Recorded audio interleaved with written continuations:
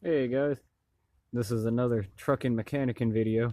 If you can't tell by the new heater core on the front of the truck there. This is a heater core replacement. Let me grab you my light. Inside and outside. Ooh. I'll show you that in just a minute.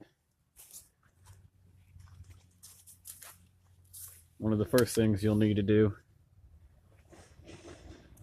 see my two pipes right there? Oops.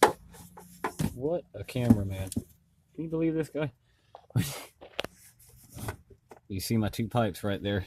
When you look at them under your hood, it's going to look like hose and a hose.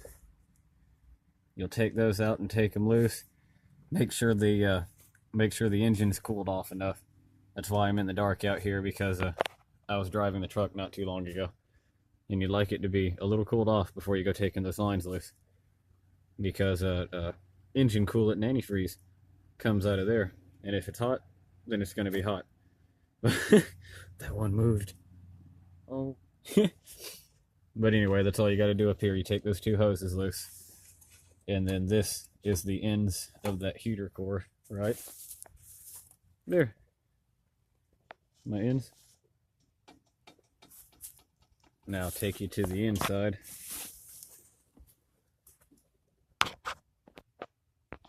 And here's what it looks like from the inside. And to get you caught up to speed,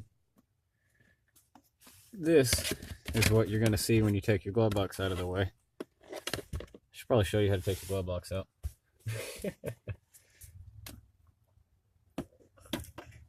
See, when your glove box is in place here, I won't click it in because I got wires in the way and I'm not ready.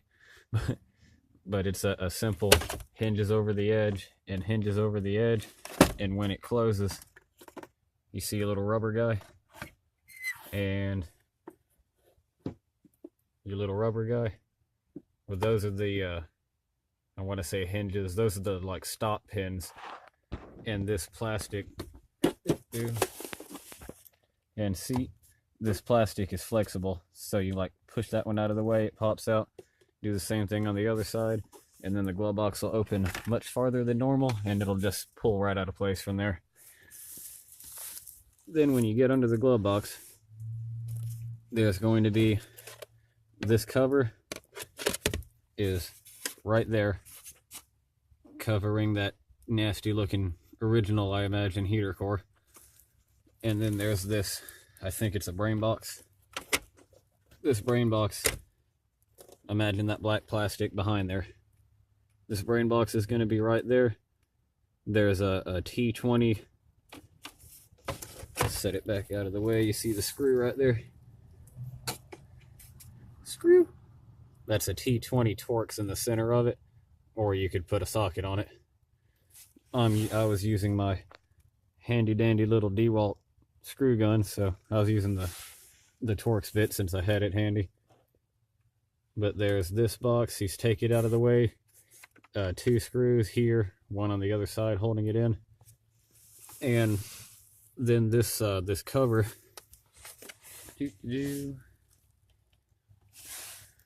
Sorry about the lighting. This cover has some holes around the edges of it. This one, that hole sucks. All the rest of these relatively easy to get to. You see this little square hole here? That corresponds with this guy. See this clippy pin? That clips into that square hole whenever the cover's in place, and that allows your heater door to open and close. Open, close, open, close. Heat, no heat. Lots of heat, no heat at all. So that's what that does. That regulates whenever you're turning. I think anyway. I might be an idiot.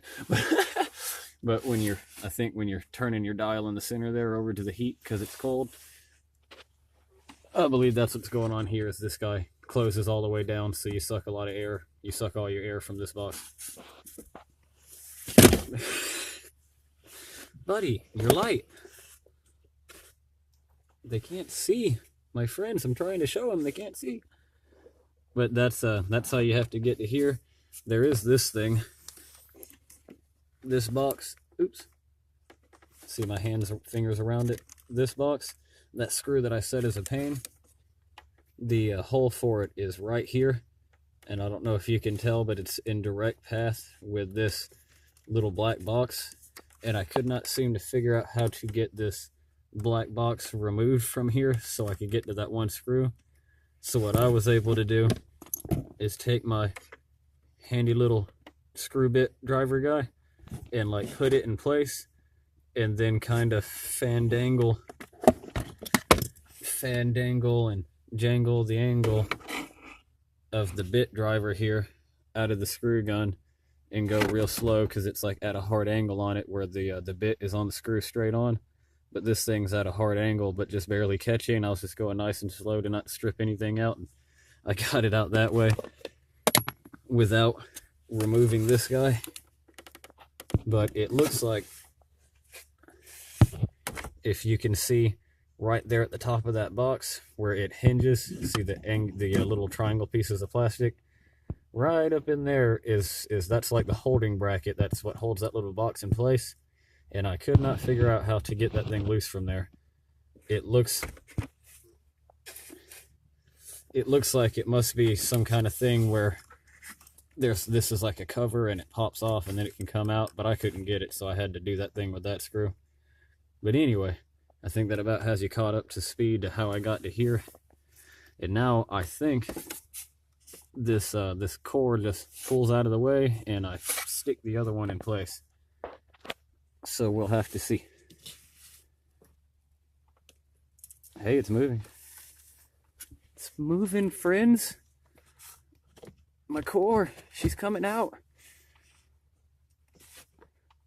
Oh yeah, my symptoms for this, for how I knew I had a bad heater core. For one thing, do you see the stains on my mat down there? Yeah, those were green, hot, antifreeze coolant stains. We seen some drips. We had some drips and puddles of the green antifreeze. That was a good sign. And another thing is I've been struggling with the defrost in this truck for a while. So I was thinking I had some sort of defrost issue. No, friends, no defrost issue. Where this thing is leaking, I noticed earlier today.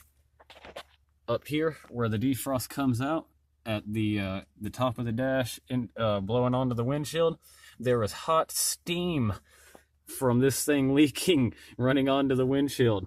So I was defrosting, and this guy was refrosting, and we had a thing going. So I think my defrost is going to work much better now. Ew. My core is disgusting. There it goes. Something's happening. Oh, that little box is going to be in my way still, isn't it?